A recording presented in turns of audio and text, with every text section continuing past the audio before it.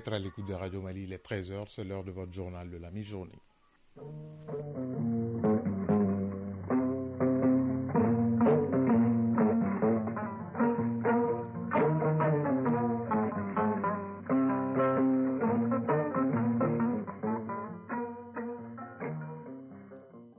Le journal Ousmane Daou.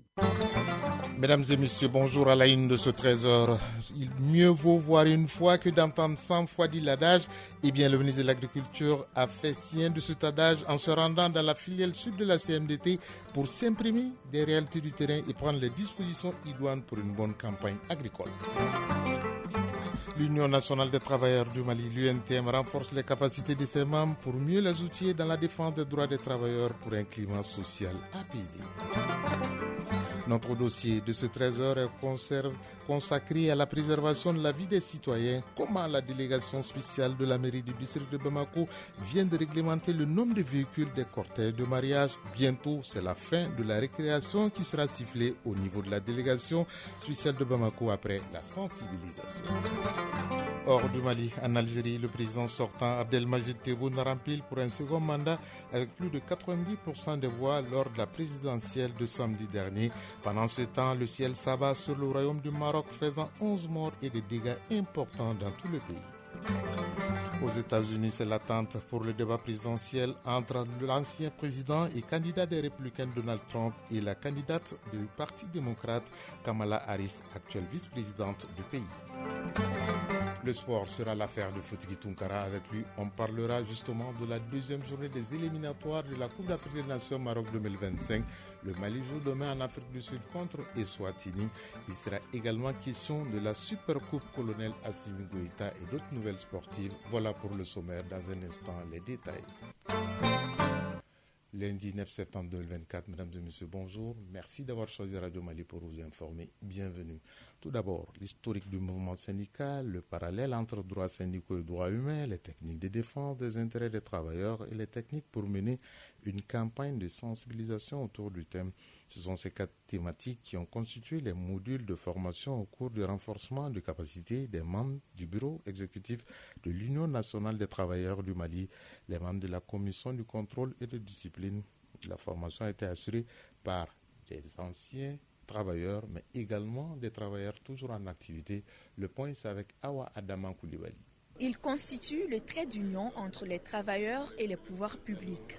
Et pour leur permettre de mieux accomplir leur mission, celle qui consiste à défendre les droits des travailleurs, l'UNTM s'inscrit dans une dynamique de formation continue. Pendant 2 jours, les participants ont appris des techniques de négociation collective pour une gouvernance syndicale plus efficace. Amadoun Ba, participant. La formation a été une formation de qualité. Nous sommes sortis, je peux dire, vraiment outillés par rapport au syndicalisme, son rôle et son fonctionnement. Abdoulaye Koulibaly, participant. Toutes les connaissances que nous avons acquises seront des outils pour nous que nous utiliserons à bon escient pour encore rehausser l'image de l'Union nationale des travailleurs du Mali. Abdoulaye Kassogué, participant. Aujourd'hui, on se sent envoyé en mission pour l'intérêt des travailleurs du Mali et pour l'intérêt du Mali tout court. Le dialogue comme facteur de paix, de stabilité et de croissance économique.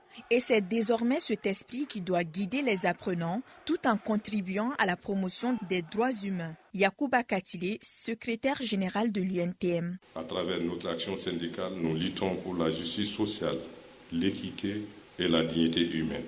Cette session a renforcé notre conviction que les droits syndicaux sont essentiels à la construction d'une société plus juste et plus solidaire. Sekou Konaté, premier vice-président du CNPM. L'UNTM et le CNPM, c'est un mariage. À cet effet, nous continuerons à les encourager. Le gouvernement salue déjà les conclusions des travaux. Conclusions qui devront être partagées à la base. Fassoum Koulibaly, ministre du Travail et de la Fonction publique. Servez-vous de ces connaissances acquises et faites-les profiter à vos collègues. Dès votre retour dans vos instances syndicales respectives. La fin de cette session de rappel des bases du syndicalisme annonce l'ouverture d'autres séances, qui ne sauraient d'ailleurs tarder car le mandat en cours de l'UNTM est essentiellement consacré à la formation continue. Je vous le disais dans les titres, à Sikasso, l'état de la campagne agricole est satisfaisant avec une très grande diversification des cultures. C'est le constat fait par le ministre de l'Agriculture, Daniel Simeon Kilima, après sa visite en Gouala et Djamouteni dans la filiale sud de la Compagnie malienne du développement du textile, accompagné du PDG de la Compagnie malienne du développement du textile, CMDT, et du président de l'Assemblée permanente des chambres d'agriculture du Mali, APECAM. Le ministre a rencontré les responsables régionaux en charge de l'agriculture de Sikasso et les producteurs pour partager avec eux sa vision du monde rural et recueillir leurs préoccupations. Envoyé spécial à Sikasso, Mamadou Fani et Mohamed Sidibé. En Kourala, le ministre a visité l'exploitation agricole de Haruna Sanogo qui cultive le coton, le maïs, le riz et d'autres céréales. Une diversification appréciée par le président de la Confédération des cotonculteurs et le président de l'APECAM. Sanoussi Biassila, président de l'APECAM. Vraiment, des efforts ont été faits sur toutes les spéculations possibles. Donc, l'état végétatif est vraiment très très bien et on espère pouvoir faire une grande récolte cette année. À Djoumatene, situé près de 15 km de Sikasso, c'est le champ de Mamadou Traoré qui a accueilli le ministre.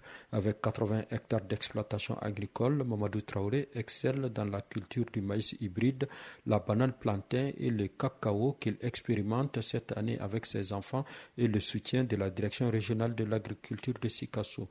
Oumar Traoré, porte-parole de Mamadou Traoré. Je souhaiterais prouver à la jeunesse qu'on peut réussir à travers la terre. Au lieu de partir à l'aventure, mourir dans la mer comme des poissons, je préfère qu'on cherche de l'argent ici au Mali. Mamadou Moustapha Diarra, président directeur général de la CMDT. Le constat majeur qu'on a fait, c'est que l'allure de la campagne elle est assez bonne. Les cultures sont à un bon stade de développement, ce qui présage d'une production. Mais ceci dit, le constat, c'est que le parasitisme sur le coton ne finira jamais. Mais les producteurs doivent respecter le calendrier de traitement et utiliser les produits adaptés aux différentes fenêtres de traitement. Daniel Simeon Kelema, ministre de l'Agriculture. On a constaté que la situation phytosanitaire est relativement calme. Contrairement à certaines informations qu'on avait reçues au début, la situation phytosanitaire est calme. Et les paysans sont à pied d'œuvre pour essayer de suivre en tout cas les conseils de l'encadrement et demeurer vigilants dans le cadre du suivi de cette situation phytosanitaire. Le dernier exploitant qu'on a rencontré à Djoumatene, ça nous a vraiment impressionné, moi particulièrement, parce que j'ai vu que c'était une exploitation entièrement intégrée. Il fait non seulement la production des céréales, il fait la production du coton, et il a aussi des étangs piscicoles. Il est dans la production d'aloko, la banane plantain. Il est dans la production aussi de cacao.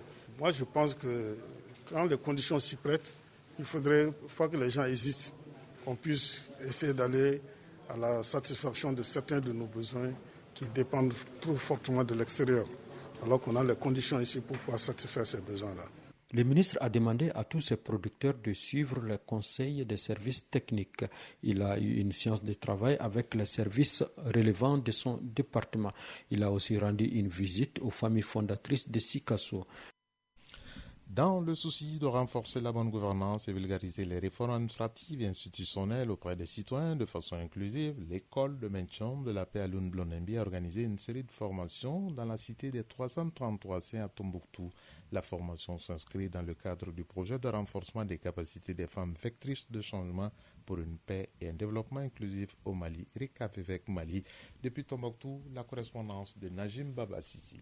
L'école de maintien de la paix Aline Blondombe, en collaboration avec le cabinet ESN, poursuit ses missions d'information et de sensibilisation dans le cadre du projet de renforcement des capacités des femmes vectrices de changement pour une paix et un développement inclusif au Mali. La région de Tombouctou est encore une fois à l'honneur avec une session de formation dont les thèmes portent respectivement sur le plaidoyer et leadership transformationnel dans la gouvernance et les réformes administratives et institutionnelles au Mali.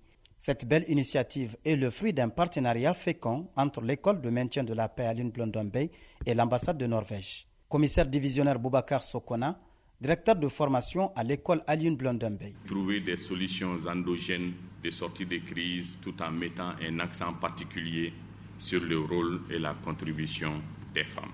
Les présents stages ont enregistré la participation effective des 38 participants.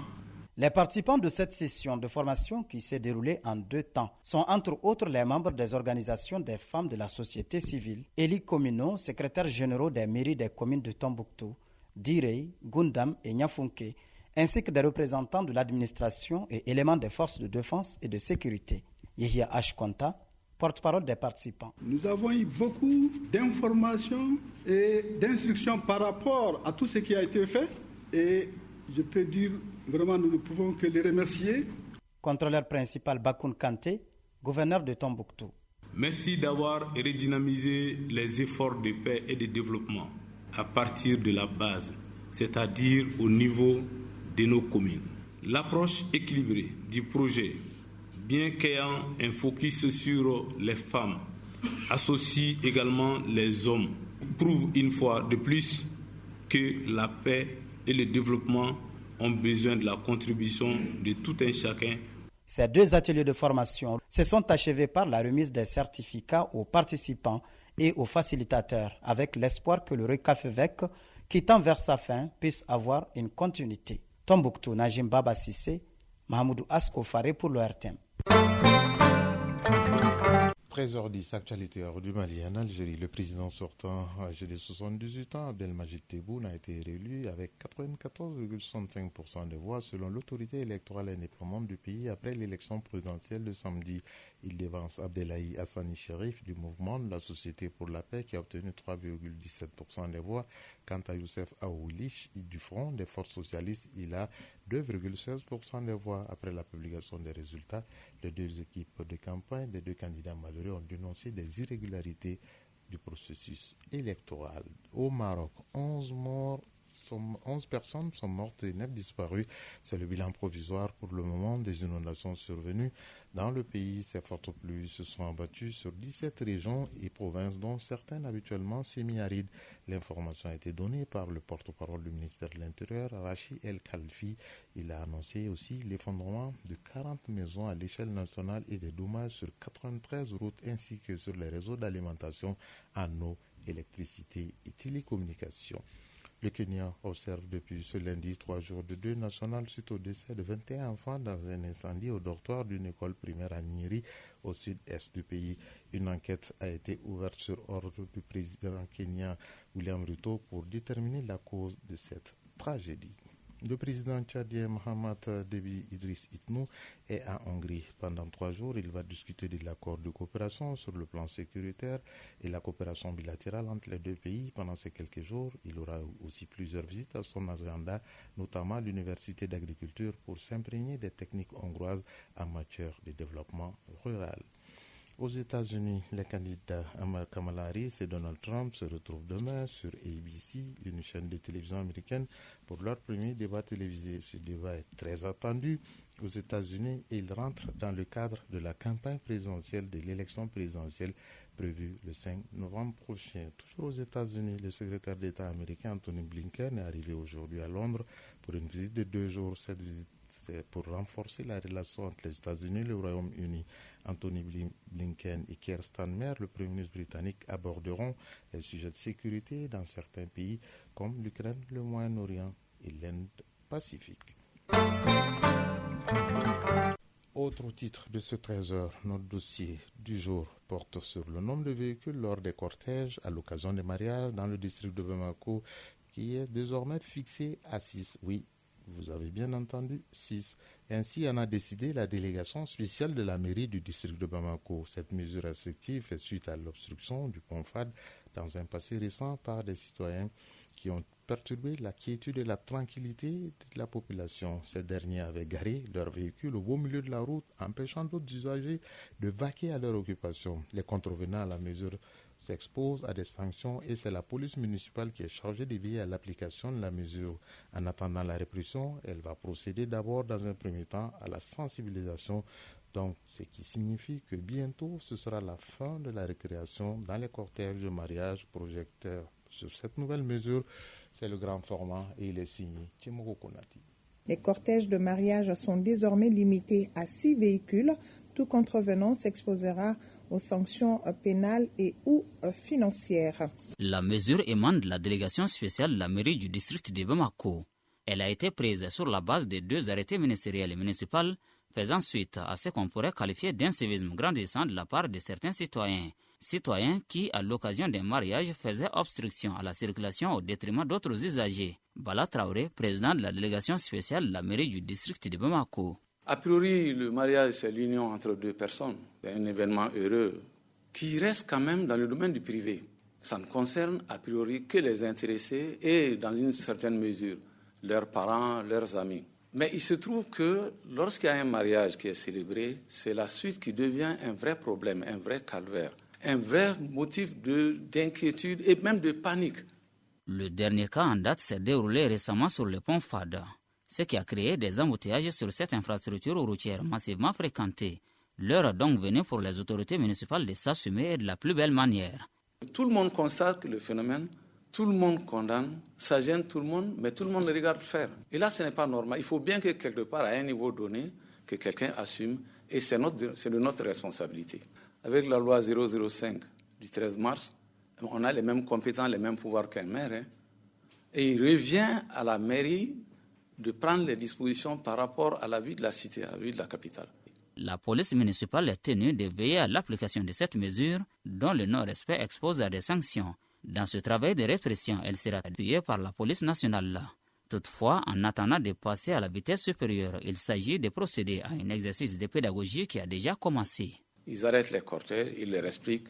Messieurs, le cortège n'est pas interdit. Toutefois, s'il vous plaît, limitez-vous à tel nombre de véhicules. A priori, nous ne voulons pas aller dans la méthode coercitive. Lorsque nous avons saisi la direction, le directeur même, tout de suite, il nous a assuré son soutien. Il a renforcé nos éléments avec des éléments de la CCR, des éléments du GMS, pour une bonne application. Sensibilisation ou pas, en tout cas, les citoyens, du moins les quelques-uns que nous avons approchés, affirment reconnaître les bien-fondés de la mesure. Nohom Koulibaly, citoyen. Ça limite beaucoup de choses, comme les accidents, les emboutages. Petit à petit, ils vont comprendre. Comme notre société, pour les faire comprendre quelque chose, c'est un peu difficile, Mahamadou Sangaré, nouveau marié. Apparemment, c'est une bonne mesure. Ça doit être limité, vu les accidents de la circulation, en même temps l'excès de voitures, avec les motos également. Je souhaite également que la population applique. Sangaré Djenabou Dissa, nouvelle mariée. La mesure est bonne. C'est une meilleure solution pour la population. Mahamadou Sissoko, nouveau marié. Je suis d'accord avec cette initiative. Ça évite beaucoup d'embouteillages et ça évite beaucoup aussi d'accidents aussi. Ça m'a vraiment plu. Bala Traoré, président de la délégation spéciale de la mairie du district de Bamako. Nous avons été agréablement surpris de constater quand même que les intéressés, même beaucoup, semblaient avoir compris le bien fondé de la mesure et nous n'avons pas senti jusqu'ici une grande résistance. Nous n'avons pas été confrontés à des cas où les gens disent non, nous allons quand même prendre tant de véhicules. Non, nous n'avons pas eu de résistance. Pour l'heure, cette mesure restrictive du nombre de véhicules à l'occasion d'un mariage ne prend pas spécifiquement en compte les engins à 2 roues. Cependant, le président de la délégation spéciale annonce qu'elle leur sera étendue très prochainement. Tout cela pour la sécurité des usagers de la route. L'ami Dougoutigui Bafoutigi, qui sera là dans un instant pour la page sportive, a dépassé ce cap de cortège de mariage.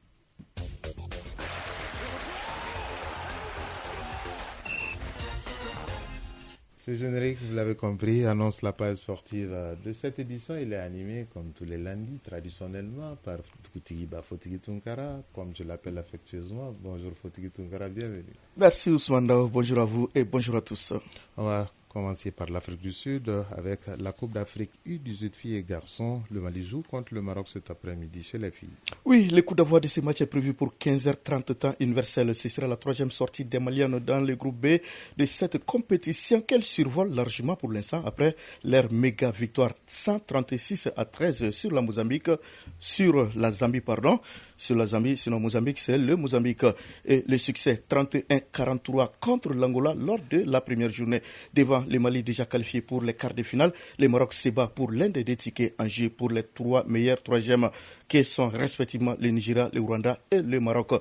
Dans l'autre match de ce groupe, l'Angola vient de battre la Zambie par 82-36. 35. Pour la troisième dernière journée du groupe A chez les garçons, le Mali affronte demain la Côte d'Ivoire à partir de 15h30 temps universel. Ce sera dans une sorte de rencontre des extrêmes puisque le Mali est leader du groupe et déjà qualifié pour les quarts de finale, tandis que la Côte d'Ivoire est 4e sur 4. Oui, ce qu'il faut dire, c'est que les filles maliennes ont vraiment montré leurs muscles.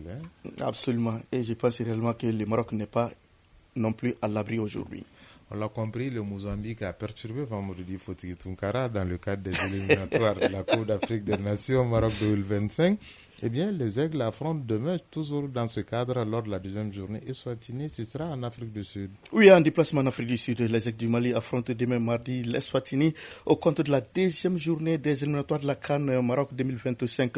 Le coup d'envoi du match est prévu à 13h temps universel sous la direction des arbitres rwandais. Ce match qui s'annonce comme celui de la relance pour les Aigles après leur faux pas de la première journée. Un but partout contre le Mozambique vendredi à domicile est important à plus d'un titre. D'abord, gagner pour se relancer, oublier la contre-performance à domicile, fermer en beauté cette première fenêtre des éliminatoires de la CAN 2025.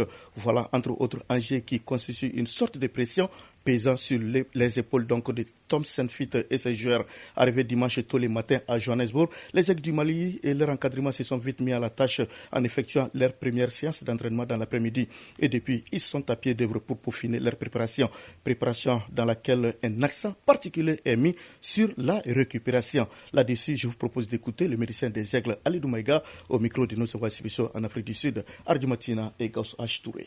Depuis les premières minutes après le match à Bamako, donc on a commencé avec les bains froids, des séances d'étirement.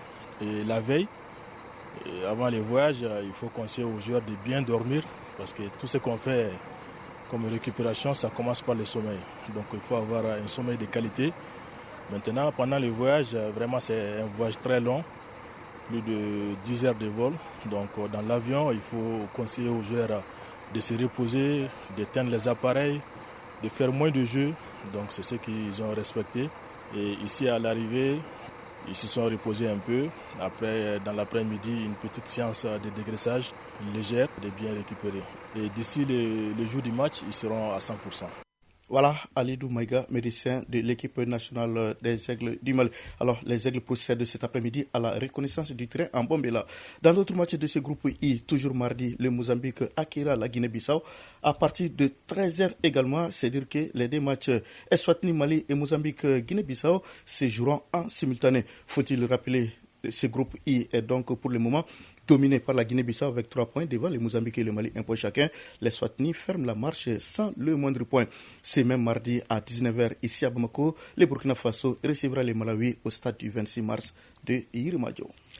Nous les appelons chez nous les stades Cannes puisqu'ils ont abrité la Coupe d'Afrique des Nations en 2002 ici au Mali après le stade Bamba Traoré de Sikasso, le stade Ablaye Makoro Sissoko d'Ekaï, place ce matin au stade Barema Bokoum qui a été revêtu de nouveau et c'était il y a quelques instants, l'infrastructure a été inaugurée. Oui, la cérémonie quand même continuait son cours jusqu'au moment où on entrait en studio. Le Mali renforce davantage ses capacités en matière d'infrastructure sportive. Après, comme vous le disiez tout à l'heure, les stades 26 mars de Yirimadio à Bamako, Mamadou Konaté de Ntomikoro Bougou, Salif Keita de Kati, Babema Traoré de Sikasso et Abdoulaye Makro Sissoko de Kaï, Barema Bokoum de Mopti vient donc d'ouvrir ses portes après sa rénovation. D'autres en cours de rénovation suivront dans les mois à venir. Il s'agit notamment donc des stades Modibo Keita, Diarra Achide Koulikoro et Amarindao de Ségou, sans oublier le nouveau stade de Tombouctou. On reviendra largement là-dessus donc dans nos prochaines éditions. Vous l'avez dit tout à l'heure, le stade Mamadou Konaté de Tomingoro Bougou, donc de Mopti, on va à Tomingoro Bougou pour parler de la Super Coupe Colonel Assimi Goïta avec la 5e journée des matchs de poule. Oui, la 5e et dernière journée de poule de la Super Coupe Colonel Assimi Goïta commence demain mardi avec 2 rencontres du groupe B au stade de Mamadou Konaté. En première heure à 16h, la présidence jouera contre Gao dans un match presque sans enjeu puisque les deux équipes sont déjà hors de course pour les quarts de finale. Puis en seconde heure à 18h, Le CNT affrontera Sikasso. Ces deux équipes se disputeront donc l'autre ticket du groupe B pour accompagner Koulikoro en quart de finale. Je précise que Koulikoro dans la poule B et Bamako dans la poule A sont d'ores et déjà qualifiés pour les quarts de finale avec désormais 10 points. Au contraire, Bamako et Koulikoro ne peuvent plus être dépassés par les autres poursuivants. À noter que Mopti, Gao et Présidence sont déjà éliminés, quel que soit leur résultat lors de la 5e et dernière journée de poule. Ce qui ne sera pas votre cas. Dans ce journal, vous serez toujours là, vous ne serez pas éliminé et c'est avec beaucoup de plaisir que je vous retrouverai. Effectivement, avec le même plaisir aussi. 13h24 à Dramane, région de Caille, c'est la fin de cette session d'information qui vous a été présentée par Ousmane Dao. Mise en onde, Bintou Traoré, réalisation Adam Maïga Fatoumata Tangara.